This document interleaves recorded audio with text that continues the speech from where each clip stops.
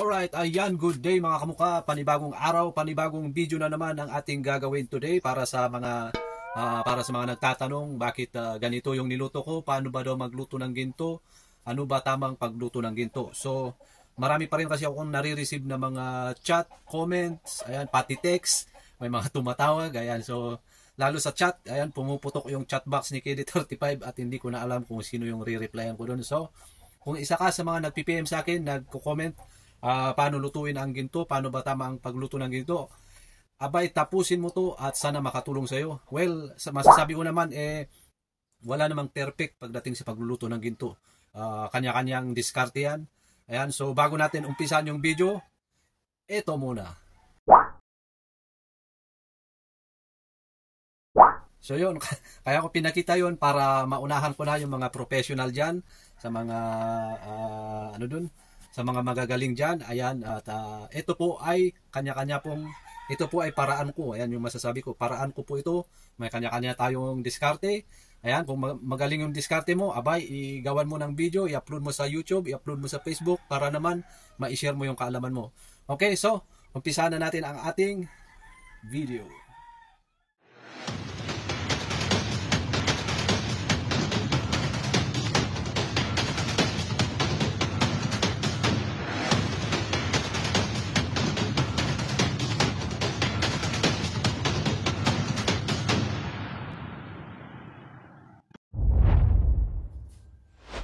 Okay, ayan, so nakahanda na yung ating gamit at saka ang ating lulutuin na ginto. So, kailangan natin itong lutuan. Ayan, wala tayong bagong lutuan kaya ito na lang pinaglutuan ulit natin.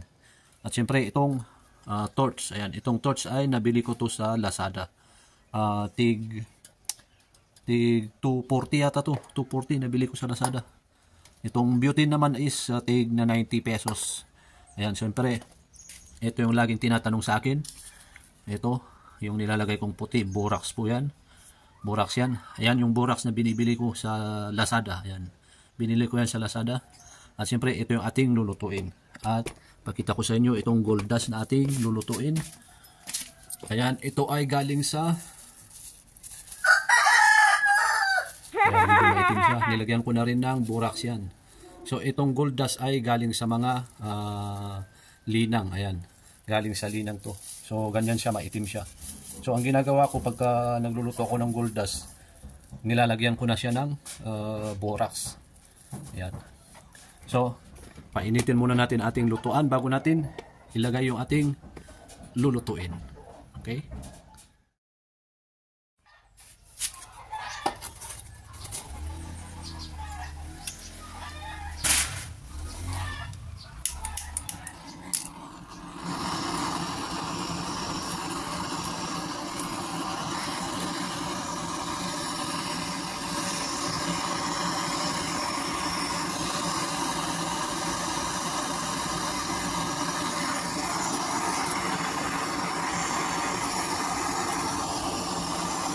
So ayan yung ginagawa ko, painitin natin tapos lagyan natin ng borax.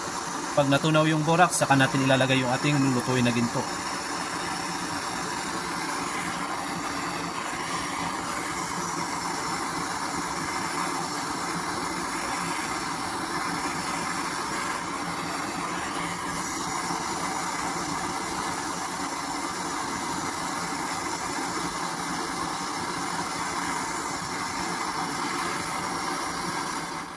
Okay, pwede na natin ilagay yung ating lulutuin na ginto.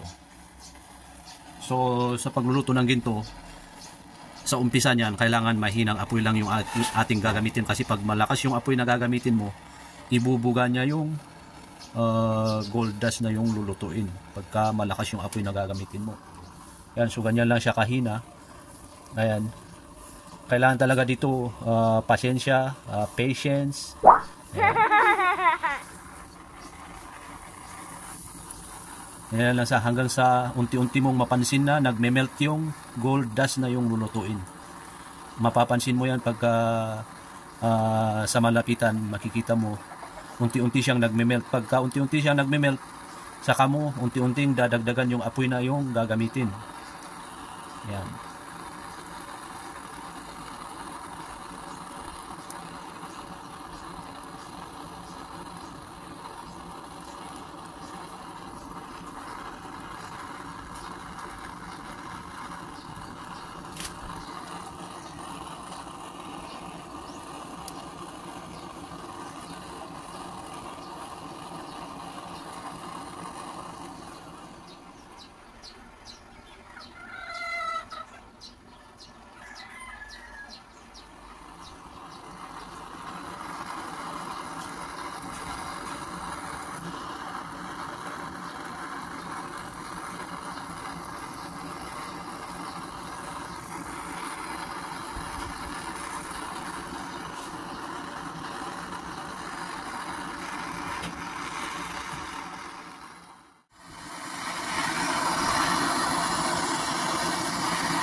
So ayan, nilakasan ko na yung apoy kasi unti-unti na siyang natutunaw. Ayan, zoom natin para makita nyo. Yun. Tunaw na siya, ayan. Sana malinaw sa camera. Ayan siya. So malalaman mo lang yan na luto pagka tumigil na yung pagkulo niya. Habang kumukulo kasi yan, hindi pa siya luto. Pero pagka tumigil na yung pagkulo niya, nanigas na, doon mo na malalaman na luto na siya.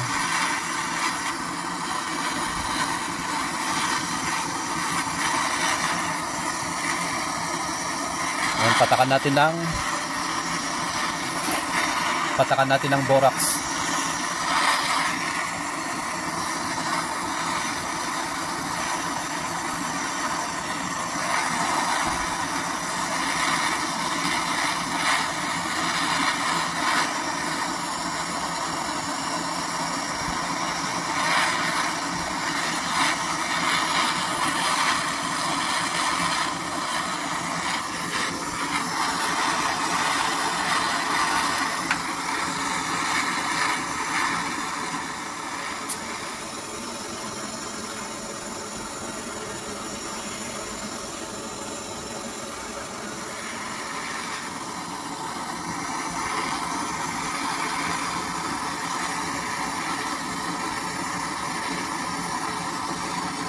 So yun, tumigas na siya, tumigas na.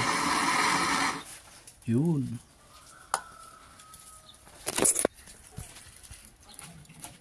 Yun o. Yan, antayin lang natin, tumigas na husto.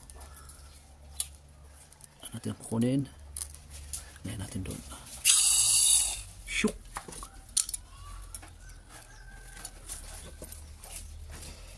Yun.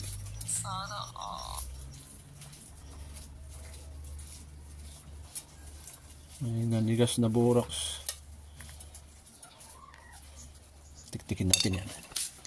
Itiktik natin yung borax na nanigas. Gusto ko yung camera ko.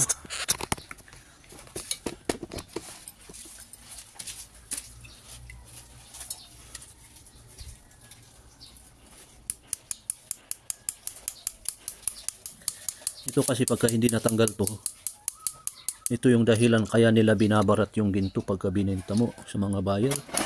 Pagka dinala mo to na ganito, ito yung dinadahilan nila para baratin yung ginto mo.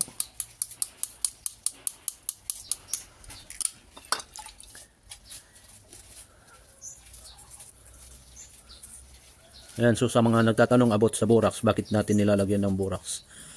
Ang borax kasi ay yun yung ang tulong ng borax ay para madali siyang matunaw at para kuminang yung ginto. Yung iba sabi para kuminang daw, pero para sa akin ang borax kasi ay tulong yan para mas madaling matunaw yung ginto.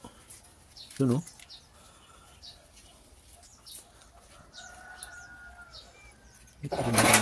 Pero okay na yan. So tara timbangin natin kung ilang grams ba ito. Okay. Okay, so ito yon, malapitan. Ang ganda. Ang ganda mga kamukha. Okay, timbangin natin kung ilang grams ba yan. Abutin.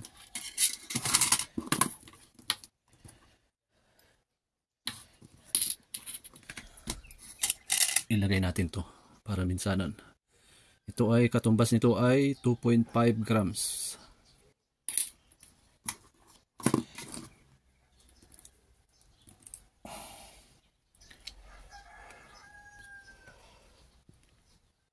Ayun, mabigat sa ginto. Okay.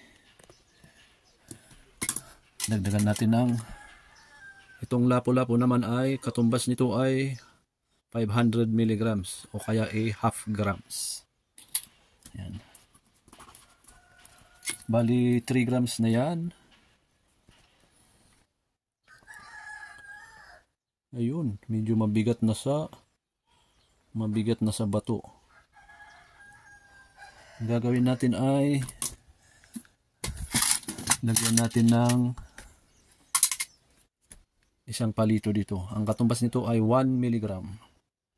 Lagyan natin doon kasi mabigat yung bato.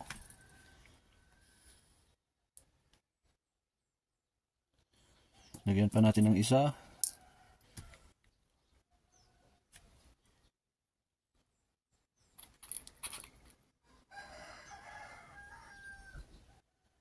Yun na.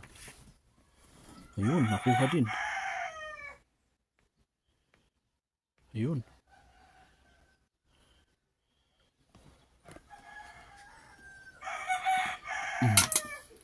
Ilan to? 3.3 grams minus 1 milligram. 2.8. 2.8 grams. Yun. May naluto tayong 2.8 grams. So, ang pagluluto nga pala guys ay tumatagal yan ng 10 to 15 minutes. Ayan, depende sa yung lulutuin kung malaki yung ginto na niluto mo. Ito, tumagal tayo ng 13 minutes dito. 13 to 14 minutes.